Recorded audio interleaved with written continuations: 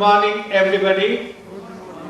And first of all, I will request all the dignitaries to kindly come and take their appointed places on the dais.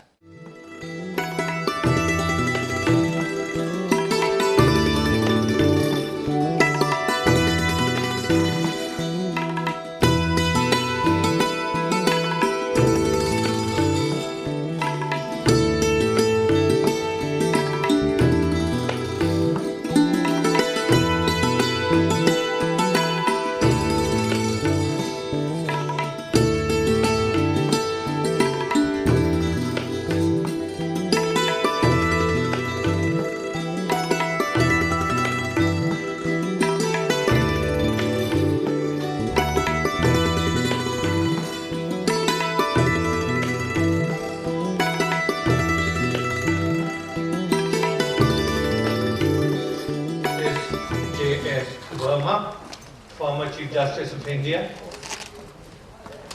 Honorable Justice P.V. Reddy, former Judge Supreme Court and Chairman Law Commission of India, Mr. Anil B. Divan, President, the Bar Association of India, Mr. P.P. Rao, Associate President, the Bar Association of India, Mr. K. Bhat, Vice President, the Bar Association of India, Mr. Ashok Desai, Vice President, Bar Association of India, Mr. R.K.P. Shankar Das, Mr. D.V. Acharya, former Advocate General, Karnataka, Mr. D.M. Popat, Head Mullah and Mullah, one of the iconic law firms of India, Mr. Soli Sorabjee, former Attorney General of India and Vice President, the Bar Association of India, Mr. Surendra G, Vice President, Bar Association of India, my several other colleagues, and all the participants, including and especially the ones who have come from all over India to participate in Rule of Law Convention 2012. I welcome you all. The Delhi is warming up for summer, but it's still pleasant, and I hope that you will enjoy your time here.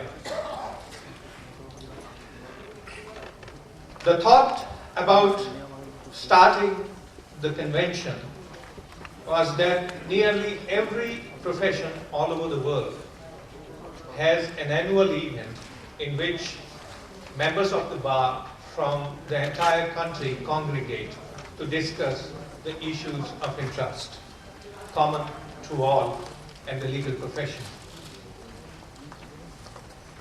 We decided that the Bar Association of India, which is the premier voluntary body of legal profession, which composes of not only the individual members, but the corporate members in the form of the bar associations from all over the country, should have an event around the theme of the rule of law. The rule of law, as we know, is not merely equality before law, but in a democracy has meaning and connotation much beyond it. And the legal profession, along with judiciary, is one of the pillars to support the superstructure of the rule of law around which entire democratic governance revolves. Now, the theme for this year is rule of law in crisis, need for radical reforms. And naturally, we will be looking at it from the point of view of the legal profession. Why we have chosen this theme and why the legal profession has a very crucial role to play in this is apparent from the very objective with which our founding fathers brought the Bar Association of India into being as a voluntary movement of legal profession in India. That is, that the lawyer's role goes much and far beyond just representing the interest of their clients in the court of law in various disputes or advising their clients.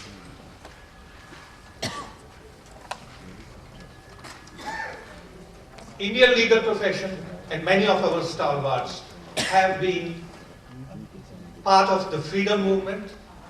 In fact, at the time of inauguration, the Prime Minister of India, Jawaharlal Nehru, the President of India, Dr. Rajendra Prasad, and of course Chief Justice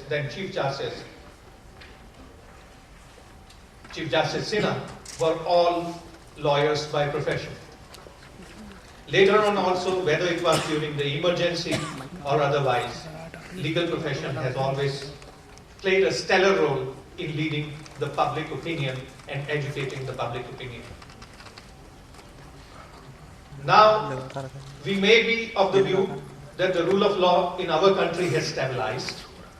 We don't have that kind of human rights issues or issues of democracy and freedoms being in peril any longer because of our robust electoral democracy. We have seen that when such peril has arisen recently, in our neighboring countries, the legal profession has come up with shining results. Like in Pakistan, the judges were removed and they refused to take oath under the martial law regime. And the legal profession played a very robust role without disrupting the function of courts and brought back the glory of judiciary and freedom of judiciary in that country. Similarly, in Malaysia, whenever there has been an assault on the freedom of judiciary or on the freedom of expression, the legal profession has come out in the open and waged a strong battle for the rights of the people. Here, today, challenges before us are different. Different in the sense that it is not that the freedoms are in peril, but the institutions of governance are coming under strain. That is where the topics of this convention are very relevant. We are looking at the rule of law from the point of view of how the governance of this country of 1.2 billion is to be carried out under the aegis of rule of law by rooting out arbitrariness and by making the institutions of governance work not for nepotism, not for favoritism or narrow political goals of electoral policies, but to function within the confines of the rule of law. With this, I will request Mr. P.P. Rao, our Associate President, to give his welcome address. And I must acknowledge the presence of Mr. Ram Jethamalani, who has just joined us. Thank you.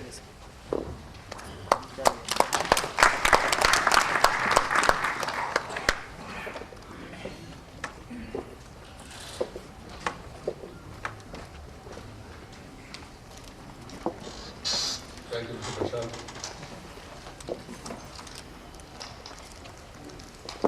Mr. President, Hon'ble Mr. Divan,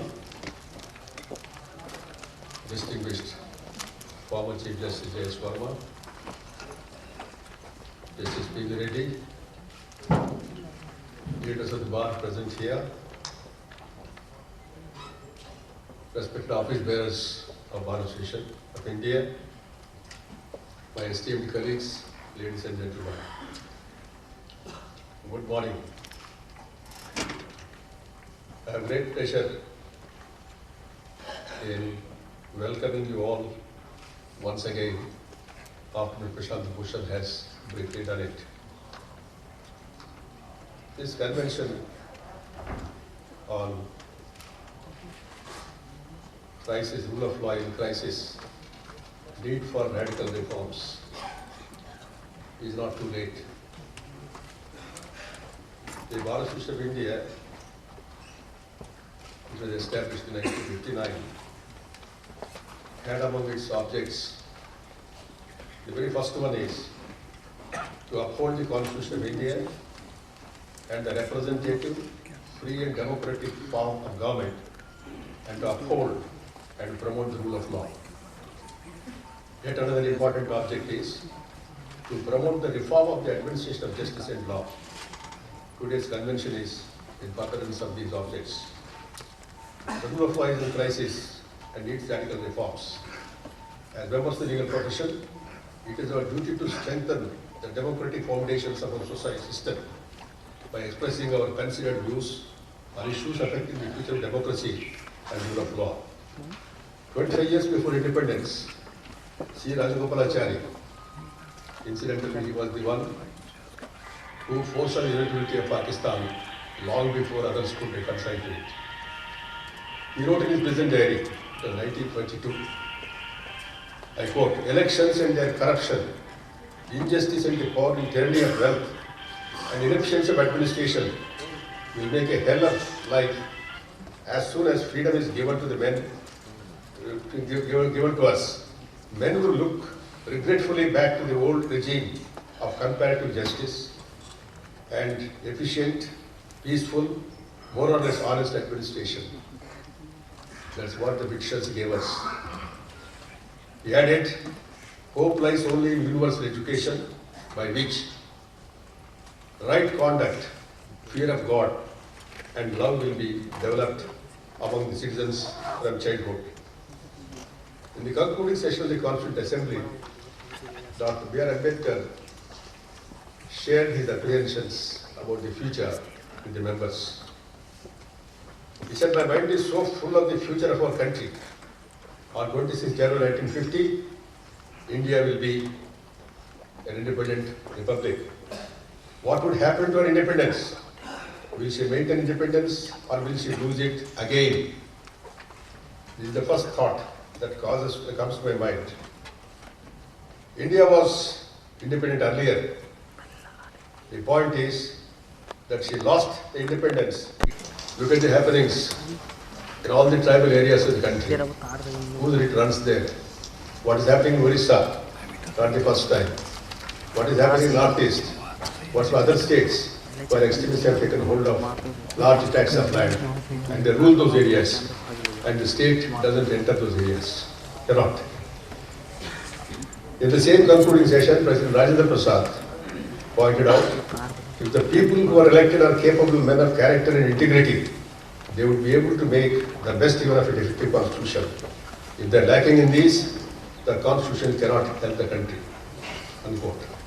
Over 3 decades later, renowned jurist Nani Palkhiwala observed the moral crisis writ large on the entire political scene.